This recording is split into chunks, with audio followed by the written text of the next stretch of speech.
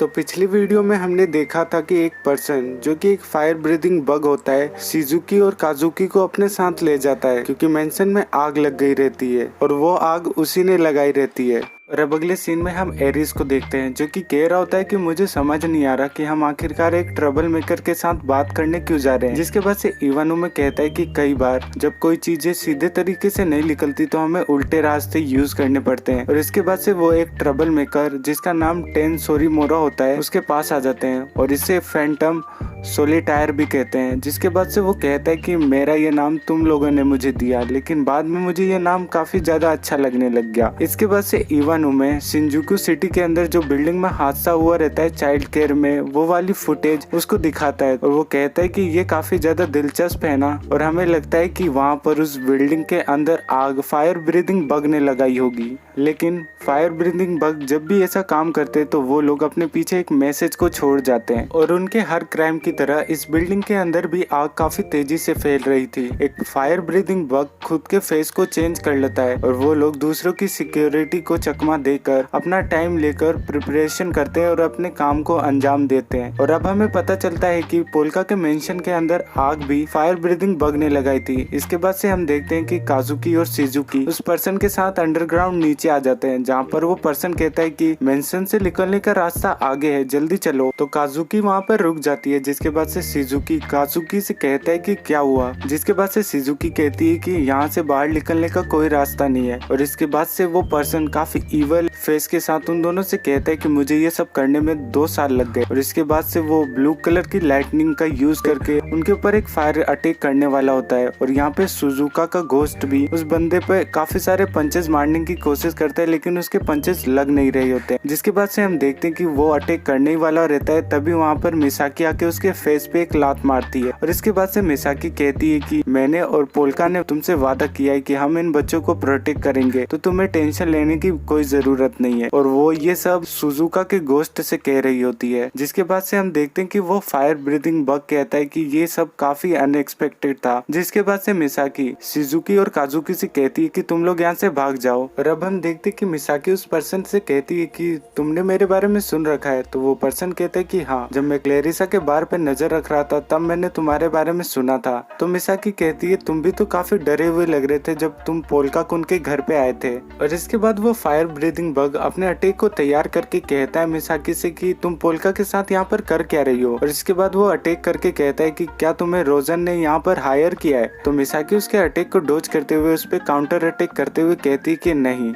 मुझे पता था कि तुम बच्चों के पीछे जरूर आओगे। इसके बाद से वो पर्सन कहता है ये तो काफी सिंपल था कि मैं उनके पीछे जरूर आऊंगा और मैंने अपना काम खत्म भी कर दिया है, क्योंकि यहाँ से जो इस पैलेस के अंदर आग लगी है उस आग से ना तो तुम बचकर निकल पाओगी ना ही वो बच्चे। और अब अगले सीन में हम शिजुकी और काजुकी को देखते हैं जहाँ पर शिजुकी कह रहा होता है कि मुझे लगता है कि हमारे ऊपर सुजुका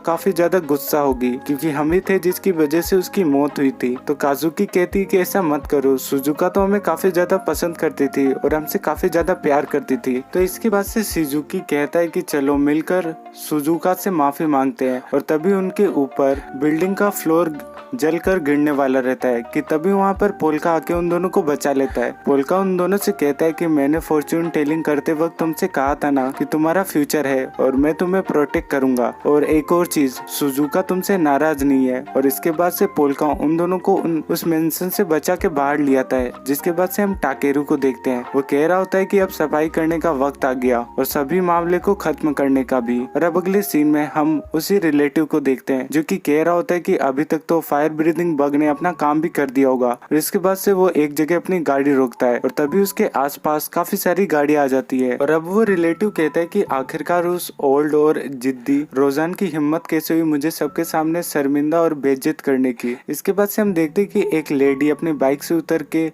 उस रिलेटिव की कार के शीशे के ऊपर अपना पंच मारती है। और अब अगले सीन में हम एक मेड को देखते हैं जो कि कहती है कि अभी के लिए मुझे पीछे हटना होगा। तभी वहाँ पर पोल्का आके उससे कहता है कि आखिरकार तुम करने क्या चाह रहे हो, तुमने भले अपना फेस बदल लिया हो लेकिन तुम्हारी सोल अभी भी वही है।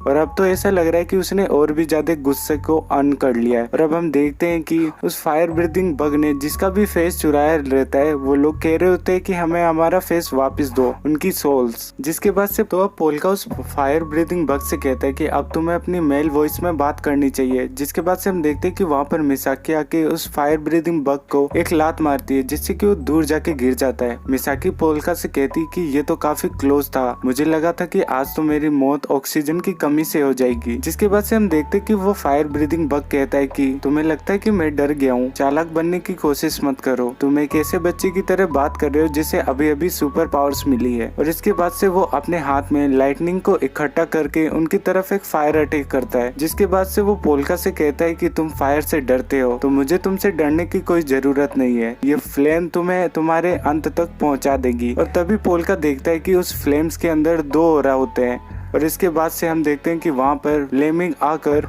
उस फायर ब्रीथिंग बग के सिर को वो लेमिंग वहाँ से वापस से चला जाता है। तो मिसाकी पोल्का से कहती कि क्या वो लेमिंग चाहता है कि हम ये सब सीक्रेट रखें। तो पोल्का कहता है पता नहीं। और अब अगले सीन में हम उसी रिलेटिव को देखते हैं जिसे टाकेरू ने यहाँ पर लाया रहता है। टाकेरू उससे पूछता है कि तुम्हारे दोस्त को पुलिस लेके जा रही है और हमने पुलिस से बात कर ली है। जिसके बाद से वो रिलेटिव टाकेरू से कहता है कि मुझे नहीं पता तुम किस बारे में बात कर रहे हो। जिसके बाद से हम देखते हैं कि टाकेरू के बगल में वो लेमिंग और वो लड़की भी रहती है जिसने यहाँ पर उस रिलेटिव को लेके आया रहता है। वो रिलेटिव कहता है कि ड्रैगन पैलेस एजेंसी।